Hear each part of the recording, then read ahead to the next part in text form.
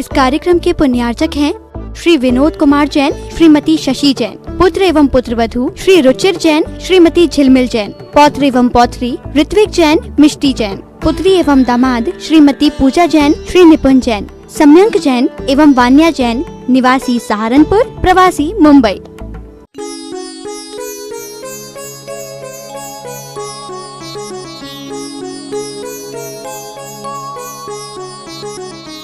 उसी स्तोत्र से फिर भी आदिनाथ भगवान जी को मुख्य करके स्तुति प्रारंभ करते हैं। ऐसे भगवान जिनका सिंहासन भी पूजित होता है, आप सभी लोग भी जहाँ आचार्य श्री जी विराजमान होते हैं, जिस कमरे में, जिस चौकी पर, जिस आसन पर आचार्य श्री जैसे ही अपना आसन छोड़ते हैं, है ना, देखो देखो सब ऐसे हो गए जैसे हमें आसन मिल गया, गुरु जी हैं सामने और वो उठ करके चले गए और हमने जा करके उस सिंहासन को, चरण रज को अपने माथे पर लगा लिया। कुछ लोग कहते हैं कि ये सब क्या है।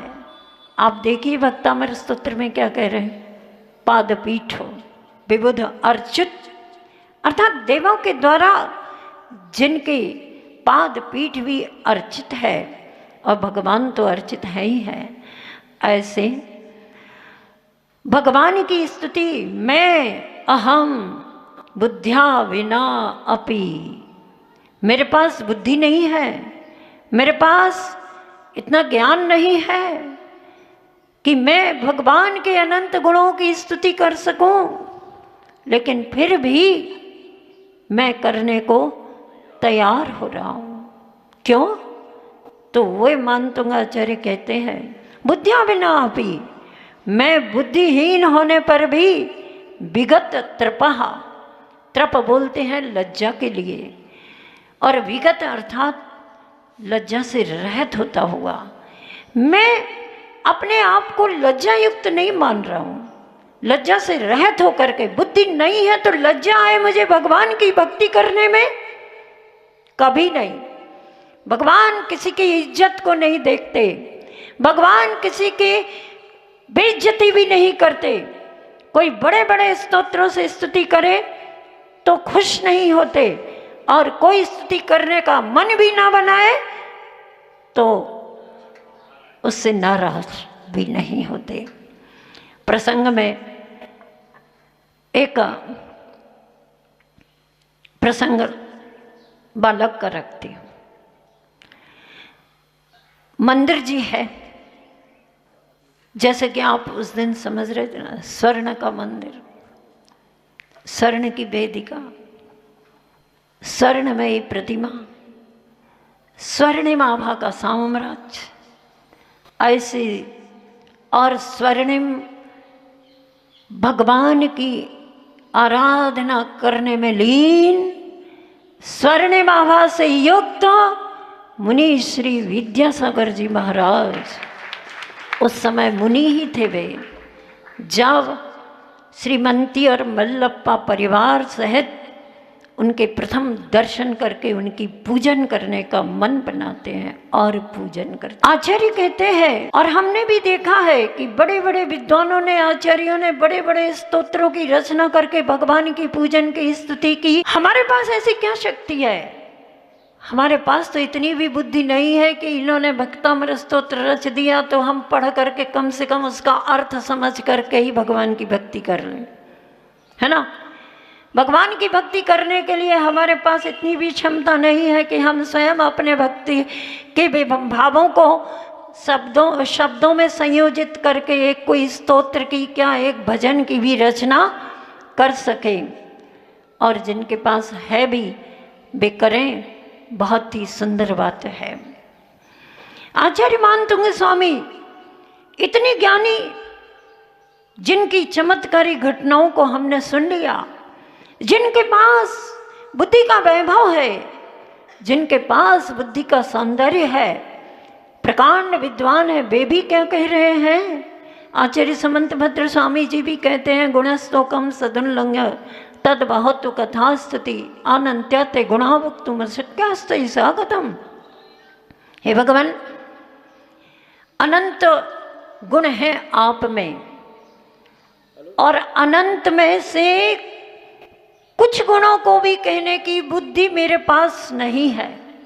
और स्तुति की परिभाषा क्या है? गुणस्तोकम सदुल्लंघ तद बहुत कथा स्तुति।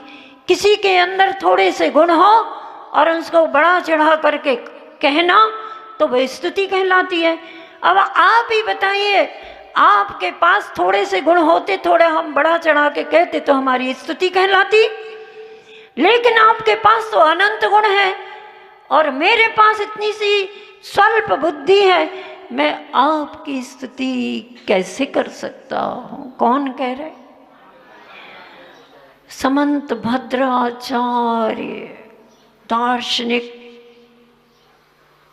विद्वान, उनके जीवन में भी कितनी भक्ति की चमत्कारिक घटनाएं घटी कि पिंडी में से श्री चंद्र भगवान की प्रतिमा प्रकट हो गई। सुनो तो जरा आचार्यों की भक्ति का प्रसंग। आचार्य पूज्य पाद स्वामी जी की भक्तियां 10 भक्ति, कहा जाता है कि उनकी दृष्टि आच्छन्न हो गई। उन्होंने शांति भक्ति की और कहा, दृष्टिम प्रसन्नाम करो, हे भगवान मुझे दृष्टि प्रदान कीजिए। बंधुओं, पौराणिक ग्रंथों में आप पढ़ो तो जरा कि किस किस तरह से भक्तों ने अपनी भक्ति मजबूत श्रद्धा के साथ दृढ़ संकल्प, दृढ़ भक्ति करके उन्होंने कितनी विपत्तियों का सामना किया। सुर सुंदरी के जीवन को पढ़ लो जरा, कितनी कितनी विपत्तियों के स्थान पर वह पहुंचती है, लेकिन अपने शील की रक्षा करने के लिए भगवान का नाम स्मरण करती है, पंच परमेष्टि का स्मरण करती है और सामने की संकटमय परिस्थिति से पार हो जाती।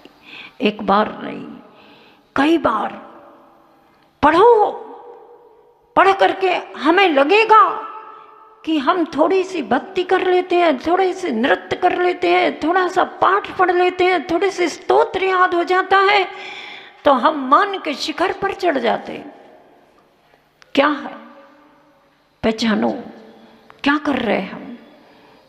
भक्ति करने वाला इतना उत्साहित होता है, आप गान करो, आप नृत्य करो, भक्ति करो, सब कुछ करो, और मैं तो वैसे ही समर्थक हूं कि भक्ति के बिना मुक्ति कभी हो नहीं सकती। इसलिए जब तक मुक्ति ना हो तब तक भगवान की भक्ति अपने जीवन के अंतिम अंतिम श्वासों तक करते चले। हे भगवान, आपकी ही शक्ति, आपकी ही भक्ति मुझे शक्ति प्रदान करती है। और होता भी है ऐसा। बड़े बड़े समुद्रों में वह सुरसुंदरी चली जाती है, भगवान का नाम स्मरण करती है, और कोई ना कोई शक्ति ऐसी होती है कि उसके सहयोगी बन जाती है और वह पार हो जाती है। जरूर पढ़ना चाहिए और पढ़ करके भगवान के प्रति, पंच परमेष्टि के प्रति सच्ची भक्ति। एक बार भगवान का नाम ले और हम अपने जीवन में विपत्तियों से पार हो जाए। लेकिन ध्यान रखना, मात्र विपत्ति से पार होने के लिए ही भक्ति मत करना। तो फिर काय को करें माता जी हम भक्ति? आप तो भक्ति करिए, आनंद आ रहा है सो करिए। कभी ऐसा होता है क्या आनंद ना आता हो और लोग बैठते हो भक्ति करने के लिए, नाचने के लिए, नृत्य करने के लिए सामने उपस्थित होते? नहीं। जिसके अंतस में भक्ति भाव प्रेरित होता है, अंतः प्रेरणा प्राप्त होती है, वही व्यक्ति आकर के भक्ति नृत्य गान करने में तन्मय हो जाता है। एक बालक वही स्वर्ण में मंदिर में विराजमान, वहाँ पर बड़े बड़े पूजन करने वाले भक्तगण बढ़िया बढ़िया दिव्य सामग्री के द्वारा भगवान की पूजन करते हैं। और पूजन करते हैं, कुछ विद्वान जन आते हैं, स्तोत्र पढ़ते हैं। कोई भक्तामर स्तोत्र पढ़ता है, कोई कल्याण मंदिर स्तोत्र पढ़ता है, कोई एक ही भाव स्तोत्र पढ़ता है, कोई विशापहार स्तोत्र पढ़ता है, तो कोई चतुर्विंशति स्तोत्र का पाठ करता पढ़ता है। एक बच्चा भी बैठा बैठा पढ़ रहा है और भगवान की भक्ति कर रहा है। क्या पढ़ रहा है? विद्वान कोई एक उसमें से उठ करके देखते हैं ये बच्चा बड़ा भक्ति में लीन है, आखिर सुनो तो जरा ये बोल क्या रहा है भगवान से। जब वो सुनते हैं और सुन करके सुनते सुनते उन्हें लगता है ये तो क्या कर रहा है, ये तो वर्णमाला पढ़ रहा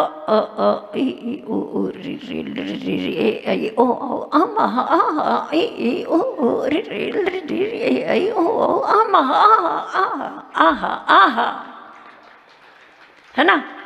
उसको उसी में आनंद आ रहा और उसके मुख से आ के स्तन पर आहा आहा आहा भगवान का सही स्वरूप मानो उसके समक्ष उपस्थित हो रहा हो। पूछते हैं विद्वान, क्यों, क्या पढ़ रहे हो? बोले आप क्या पढ़ रहे हो, क्या कर रहे हो? हम तो भगवान की भक्ति कर रहे हैं। क्या पढ़ के कर रहे हो? हम तो भक्तामर स्तोत्र पढ़ के कर रहे हैं। तुम क्या पढ़ रहे हो? बोले जो भक्तामर स्तोत्र जिस वर्णमाला से बना है ना, वही वर्णमाला में पढ़ रहा हूं। और तो क्या हुआ है, वर्णमाला सुनाने से क्या होता? हमारा भक्तामृत स्तोत्र पावरफुल है। तब वो बच्चा कह देता है वर्णमाला पावरफुल होती है, श्रद्धा भक्ति का भाव पावरफुल होता है। और मैं भगवान से कह देता हूं कि इन विद्वानों के स्तोत्रों में से आपको जो स्तोत्र अच्छा लगे वो मेरी वर्णमाला से वैसा स्तोत्र बना लेना और मेरी भक्ति स्वीकार। आ गया समझ? आनंद आ गया, भक्ति में आनंद आ गया। अरे माता जी आप तो भक्तामृत स्तोत्र पढ़ा रही थी, सब प्रतीक्षा में बैठे हैं कि कब हम पुस्तक खोलें, माता जी कब तीसरा काव्य पढ़ाएं और हम पढ़ें। भगवान की भक्ति का ऐसा ही प्रभाव होता है, जिन्होंने भक्ति की है उनका स्मरण हो आता है। जैसे भक्ति की है वैसी विधि हमें ख्याल में आने लग जाती है, और उन्होंने जो आनंद प्राप्त किया है वो हमें भी आनंद प्राप्त करने का मन बन जाता है।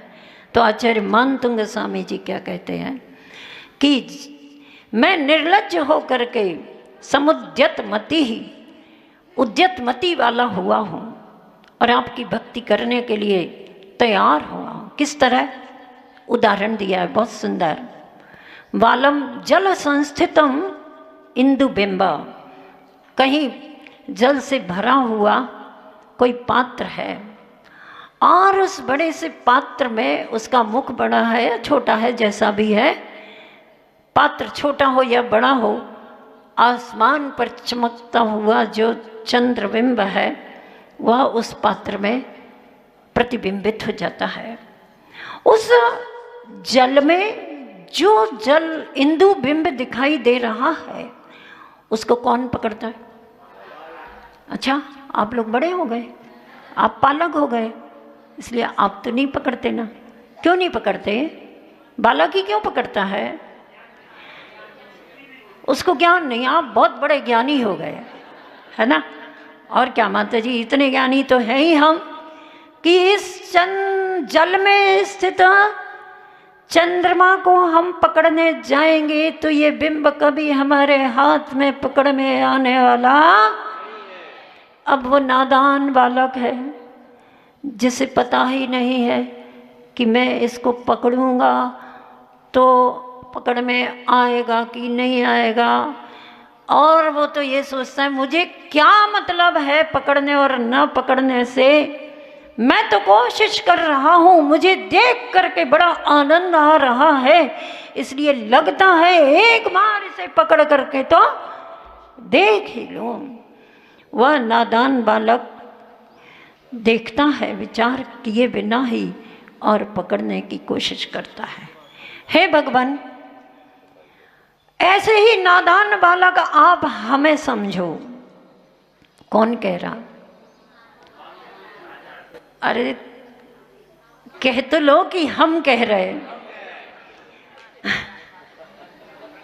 हम मतलब हम नहीं, हम मतलब आप अपने लिए कहो। हे भगवान, हम आपके सामने ये विचार कर रहे हैं कि मैं आपकी स्तुति करूं, आपके गुणों के चंद्र बिंब को देख करके मेरी छोटी सी बुद्धि तैयार हो रही है निर्लज्ज हो करके।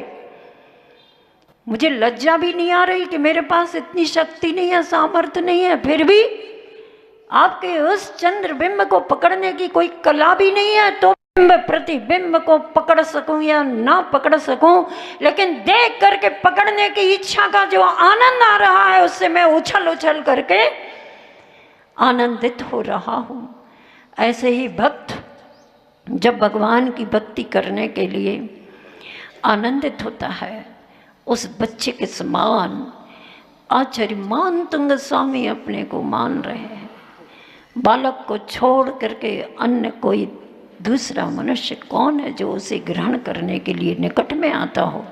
सो भगवान, हम सबकी भी ऐसी स्थिति है, हमें पता है कि इस बिंब को हम नहीं पकड़ पाएंगे, फिर भी हम पकड़ने की भावना करके और उस आनंद को भी लेने के लिए आपके चरणों में उपस्थित हुए हैं। इस काव्य को सभी लोग एक बार पढ़ेंगे।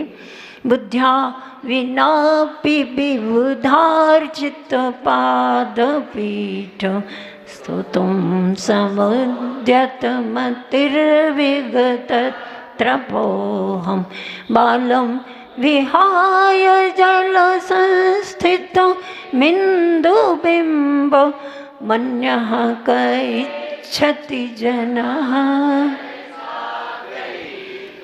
अब जब भी आप ये श्लोक पढ़ोगे आपको ख्याल में आएगा ना कि इसका भाव क्या है। हम उसी बालक की भांति कम से कम वर्णमाला ही सुना लें भगवान को, है ना। वर्णमाला से ही तो स्तोत्र निष्पन्न हुए हैं। कभी भी शब्दों की ओर इतना ध्यान न देना। भगवान की भक्ति करने में आनंद आए सो चाहे मौन बैठ के आनंद आए, चाहे मंत्र पढ़ने से आनंद आए, चाहे पूजन करने से आनंद आए, चाहे विधान करने से आनंद आए, हमें तो आनंद लेना है और आपकी भक्ति करना है। अपनी बाल बुद्धि और नादानी होने पर भी भगवान की भक्ति करने के लिए आचार्य मानतुंग स्वामी जी तैयार होते हैं। और फिर आगे क्या कहते हैं, समय पूर्ण हो चुका है, इसलिए मैं यहीं विराम लेती हूँ। कल फिर आचार्य मानतुंग स्वामी जी क्या कहते हैं, जैसा संदेश होगा वैसा निर्देश होगा, उसके अनुसार काम होगा। पुण्य अर्जन किया होगा तो निश्चित तौर पर अपना कार्य संपूर्ण होगा। जय बोलो भगवान आदिनाथ स्वामी जी की।